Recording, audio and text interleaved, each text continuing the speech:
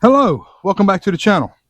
It's gonna be another poorly edited video and another video where I fuss about it being too hot. But either way, today, or by the end of this video, I'm gonna have that Titan differential installed on this Frontier frame.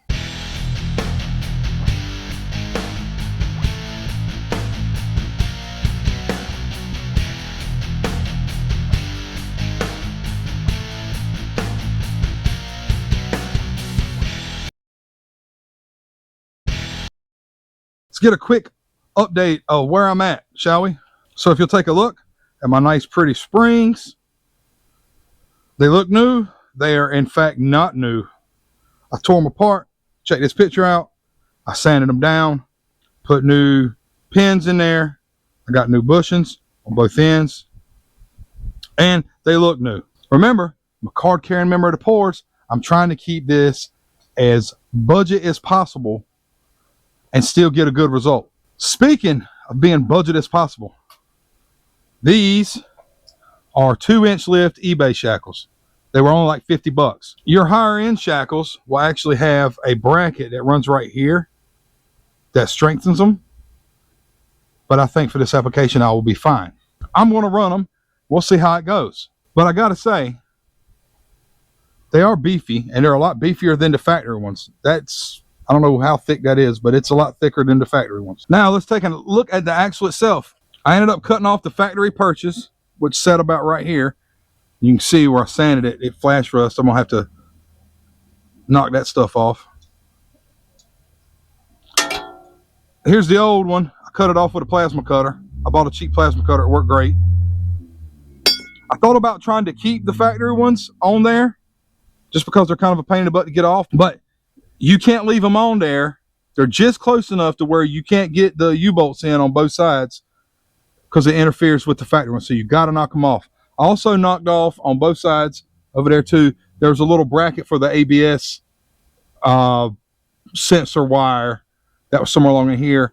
I knocked it off. Everything else bracket wise I left on there because I don't know exactly what I'm going to do with park brake cable. So I didn't want to knock off a bracket that could be used later on in this swap. The spring, or excuse me, the shock brackets are in perfect. You just leave them be. All right, let's go over what bracketry I want to use to mount this axle with. I purchased these anorak perches from Barnes 4-wheel drive. You can see they're quite a bit longer than a factory perch. Here's a factory perch. You see what I'm talking about? Now what that does is it makes it helps with spring wrap. So rear end starts bouncing, it clamps it a little tighter and keeps the spring from wrapping because this is a longer surface. I do want to point out too, when Barnes sends it to you, it don't have this pepper rust on it. I live near the coast and literally you can leave something outside for a day. If it gets any moisture on it, it'll do this. I'll have this all cleaned up before it goes, but it's actually a very pretty piece when they send it to you.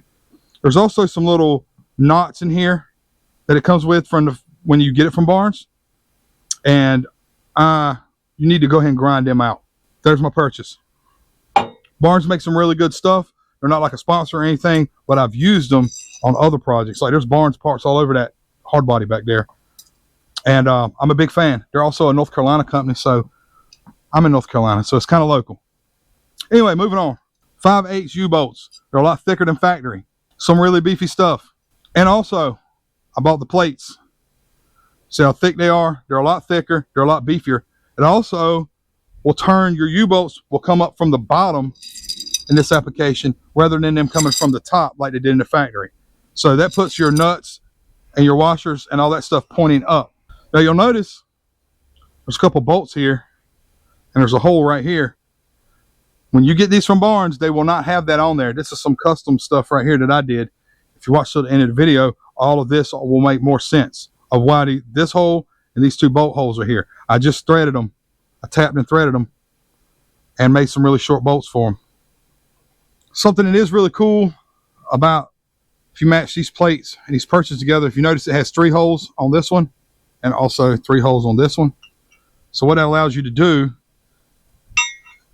is it allows you to move the axle you look at it, the center is dead center where it would be normally if you want to leave it in that spot. But if you want to move the axle forward an inch, you can do that, or if you want to move it back an inch for different applications. All right, let's get this thing slid under here. I have it on my transmission jack.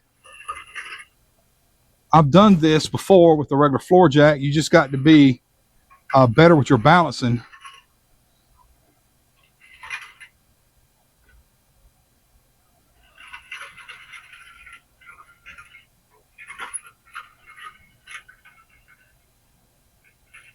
Nice. All right, I got the plates, the perches on there, and you got to do whatever you got to do. Slide that axle back and forth. You're going to want to measure it on both sides. Find somewhere that's consistent and measure it on both sides and make sure it's even. So like I measured it from here to this plate right here. You know how in carpentry they tell you to, was it measure twice, cut once? Well, this is kind of like that. You want to measure twice, weld once. Took my paint pen, now that I got everything measured and where I want it, and I marked it right here. Getting ready to put the U-bolts in, and you just want to make sure that you mark it so in case the thing gets shifted around while you're putting the U-bolts in. You want to put the U-bolts in, and you're not going to tighten the crap out of them like you're installing the axle. You're just going to kind of hand tighten them. I'll show you why in just a minute, but let me get those U-bolts installed first.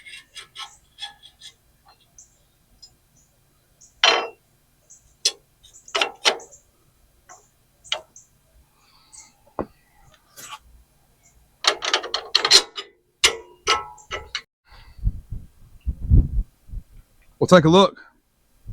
I got the U-bolts in, and I've got it snug. I don't have it really tight, just enough to where I can put the tires on it. Because the next thing I'm going to do is I'm going to take the jack out from under it. I'm going to have what weight I got here set on the vehicle so I can set that pinion angle. There it is. I got the U-bolt snugged. I got the jack stands out from under it. You see it right there? And I got the transmission jack out from under the rear end. It's sitting on its own weight, and I have the tires on it. You can actually get an idea of how wide this thing is going to be. And this is with factory Titan wheels. Imagine if you put some zero offset on it, it'd be even wider. Some aftermarket units there. But anyhow, now I need to set the pinion angle before I start welding anything. What it's going to allow me to do is, because I've got these, they're snugged, but that axle can still rotate under them perches right now. I got the weight on the vehicle. I got to take measurements at the transmission and here, and then I can either take a jack and under the snout of the pinion and come up, or I can take my rubber mount and beat it down to get it lined up where I need to go.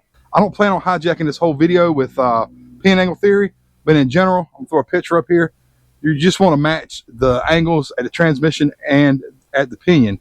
You want it to be even in general. Now I always set mine just a little bit lower because leaf springs, when they're under torque, makes that pinion come up a degree or two. But past that, if you need more information, there's plenty of good pinion angle videos out there that goes more in depth on pinion angle theory. So let me get after it. That pinion angle's a little high, or this, yeah, the pinion angle's a little high, so I'm gonna have to give it some wallops here to get it to go down some.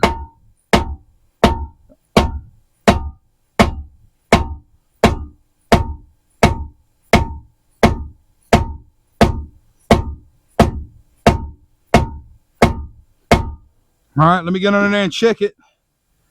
See if that's enough, or if I got to do some more walloping. All right, pinion angle set. I got about 3 degrees of operating angle at the transmission or the back of the transfer case. I got about 3.5 down here. Got it pointed just a little down, like I said before. When you apply torque to a leaf spring suspension, it pops up just a little bit. So there's another 0.5 degree right there to make up for that, so it doesn't vibrate going down the road. At this point, I'm going to tack weld the perches in place, and I'm going to measure everything one more time just to make sure it's where I want it.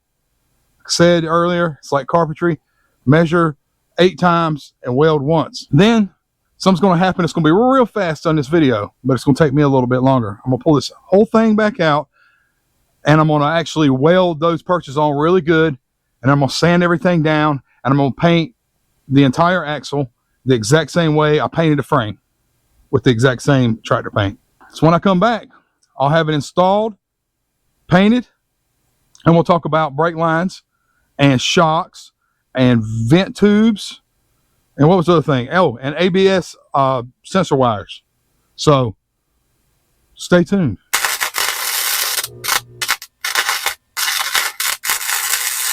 One week later. And I'm back. Take a look.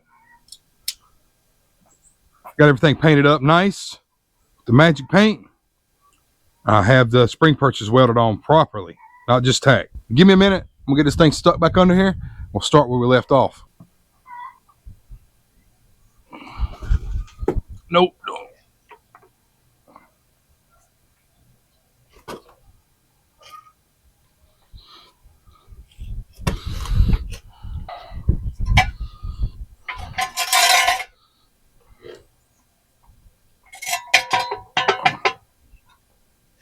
All right, that's real close.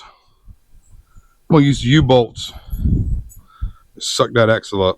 Here you go. I got everything snugged up. It's not torqued, obviously, but I got it installed and snugged. Now I need to give these a haircut so I can get the socket on it and torque it like it's supposed to be. So let me get Zippy over here and get to work.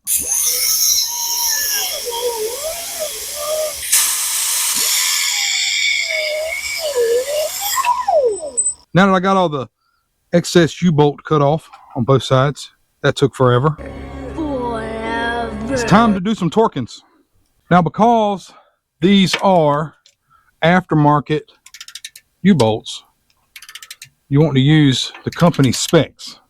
And Barnes four-wheel drive says that you're supposed to torque these to 150 pounds. And once you do torque them to 150 pounds, you can't take them off. Which is part of the reason why earlier in the video I was so adamant about just snugging them, because if you really give them a stank, they're designed to like halfway cross thread and be permanent. If you ever take them back off, you can't use them again after these U-bolts stretch. And right now, I'm kind of giving them all like a 90 foot-pound job here. Just kind of tighten them up evenly. And once I get them all clicked on 90, then I'll go up to 150 and I'll evenly tighten them up till they all click.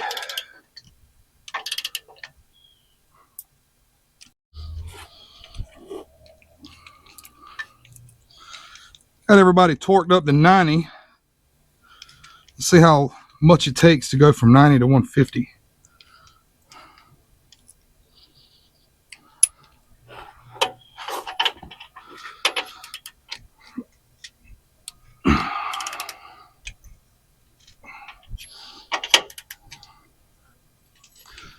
Tighten these U-bolts evenly. Wow.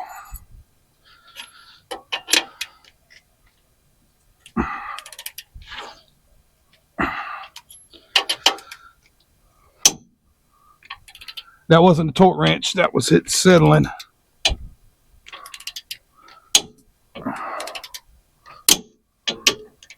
Getting close though. There's $1.50. But on this side, that's $1.50. A little more on this side.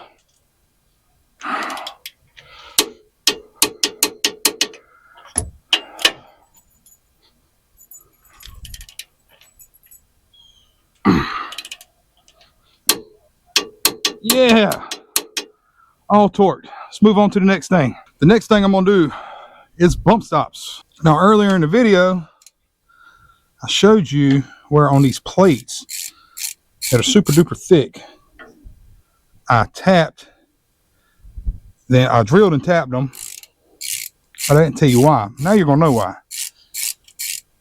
So I lifted this truck 2 inches with the shackles, and I needed to come up with some kind of a bump stop.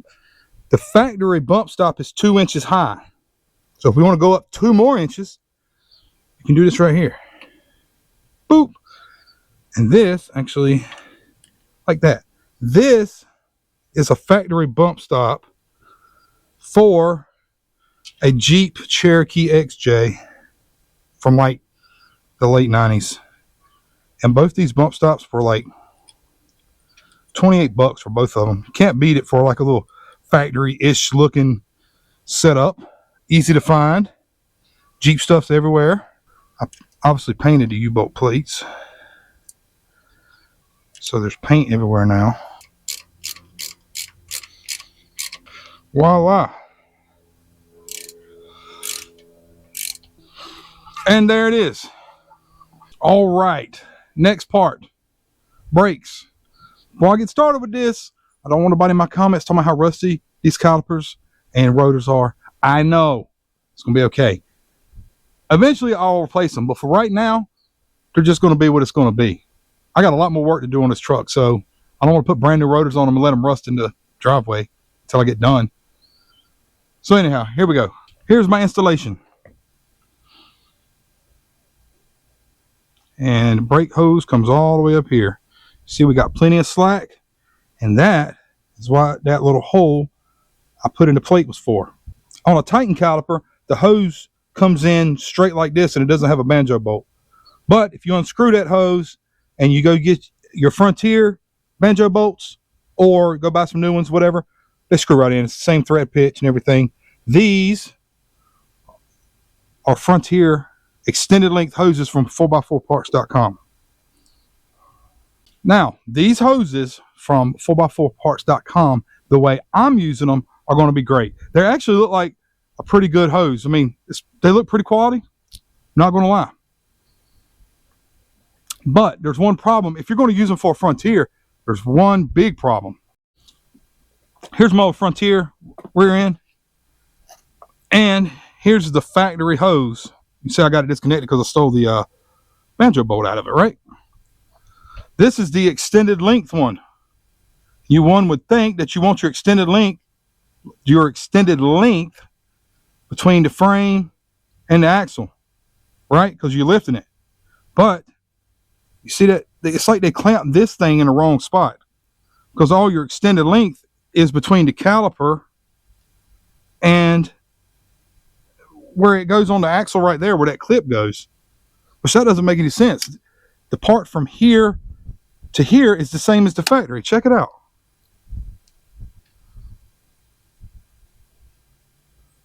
So tighten up, 4x4parts.com. You've done me good in the past, but if I was trying to put these on a Frontier and a factory application, I'd be kind of upset. But as you can see, the way I'm using them, that piece just hangs out here. They'll be perfect. They're plenty long enough if you use them in this application. So I'm happy about that. As far as this little piece right here, you can get this whole kit right here from Harbor Freight for like $5. It comes with all of them. I'm going to be using them on other routings during this swap. All right, I'm going to get the other side put together, and we'll move on to the next part of this swap. And the next part of the swap is ABS sensors. Wheel speed sensors. This is what I come up with. See, I got it. This is the Titan ones. I left that bracket there because I knew it might come in handy. And I got it running right up the side here. I got a zip tie holding it there. If you come back up on this side, I use the two holes in the frame, and then it plugs right in. The Titan one plugs right into the Frontier. They're the exact same plug. They're the exact same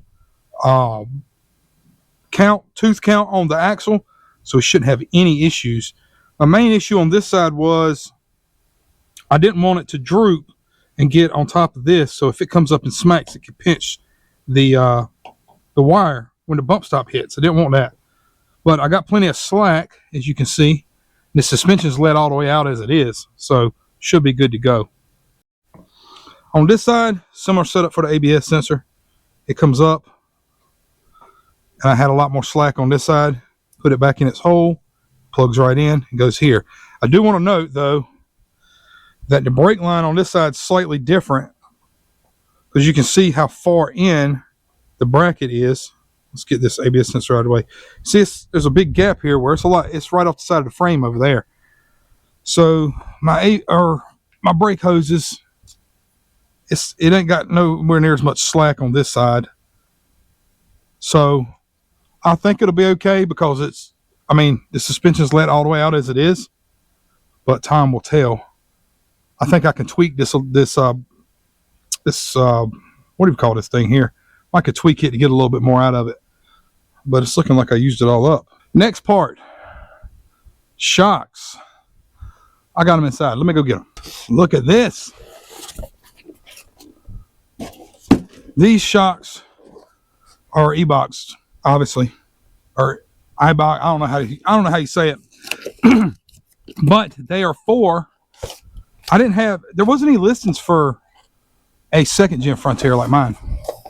These are for a third gen Frontier, and looking at the spring specs or the shock specs, open versus collapse, they're just 2 inches longer than the ones that go on a second gen Frontier. The frames are very similar. Nissan didn't change a whole lot on the frames anyway, between the second gen and the third gen.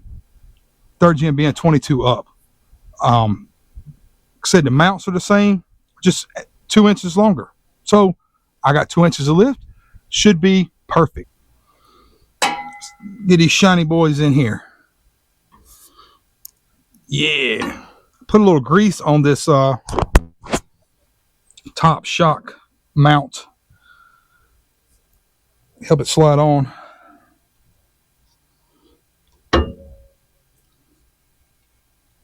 Of course, it never wants to slide on right when you're on camera, right? There we go.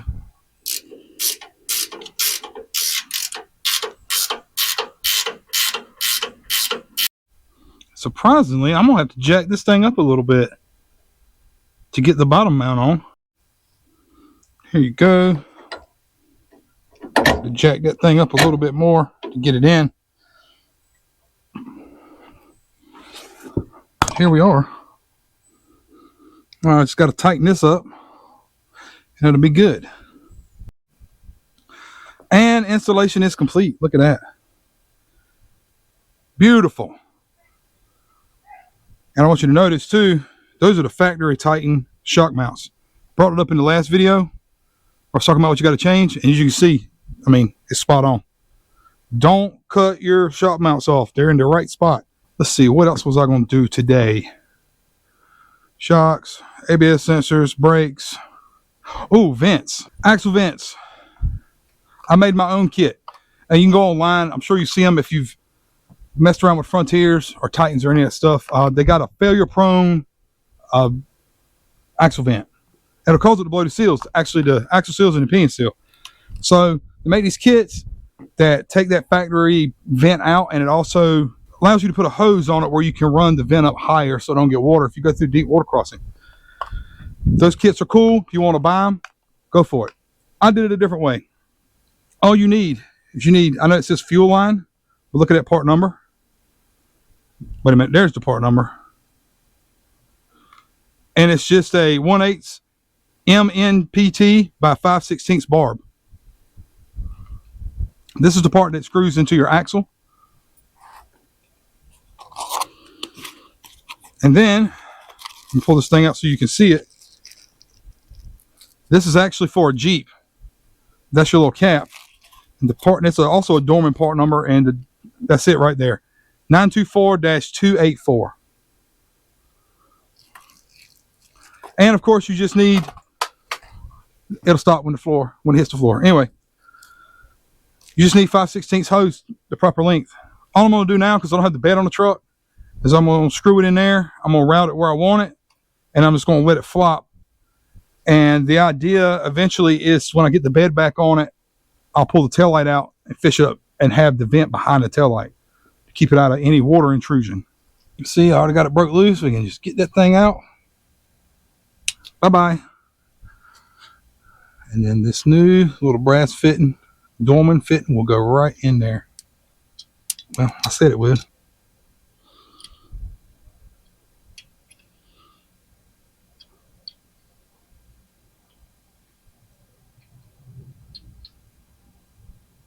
And we're just going to push it on.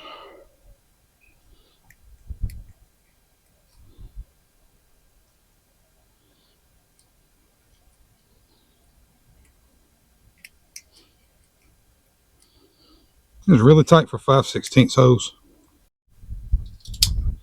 Kind of screwed up. Got the wrong size clamps. I don't have any other clamps, so I'll get some. Not a big deal, but you can see how I'm going to route it. We'll come right here and put a zip tie around this exhaust mount, just so it can stay off of everything. Kind of have its own route going through there. It's got enough slack in it for suspension travel, the ups and downs. And then on this end, when I get the bed back on it, I'll trim it to length and insert this guy. Kind of running out of time today. I got most of what I needed to get done.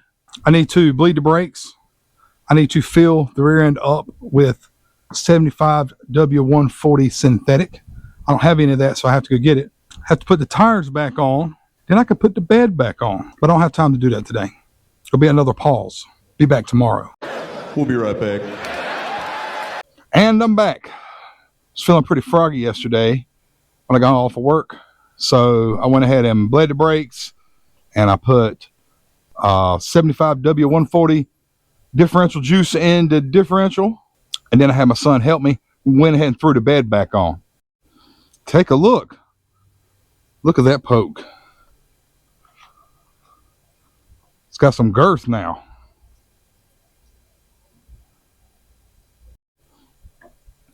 The only thing left to do really at this point is to pull that vent up into this tail light. So hang out with me for a minute. And let's get this wrapped up so we can wrap this video up. These tail lights are pretty easy to pull out.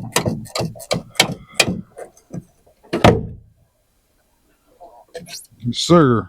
See, I got the hose routed up from the bottom. And it comes across the top of the frame like I showed you before. All I need to do now is I need to cut off the excess about right here.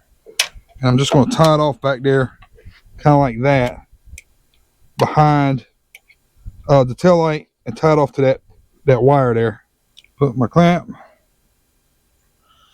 and my Jeep vent tube.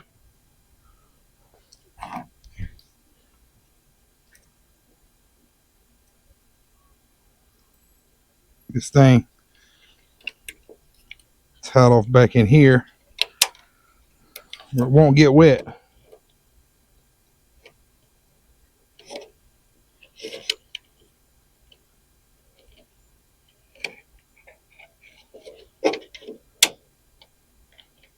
Something like that.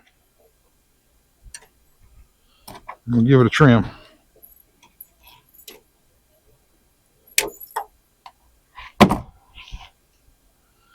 Tail lights back in. Install is complete. Set right back in there. So that pretty much wraps up putting the rear end in. Everything I was going to do with the exception of the park brake cables and wiring the differential locker up. Those are going to be separate videos at a later date. So if you're not subscribed, you've watched this far, I know you're interested, go ahead and hit the subscribe button.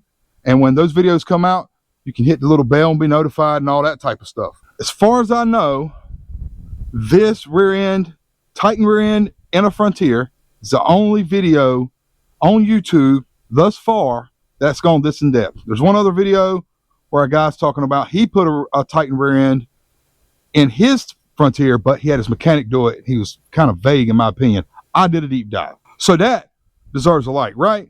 Go ahead and do that for me. I'm not the type of guy who's going to ask you to do a like at the beginning of the video like them other guys do. At least I'm asking you now after you've watched this far, this long, boring video. Anybody who's been following along with this project knows I got a lot more coming.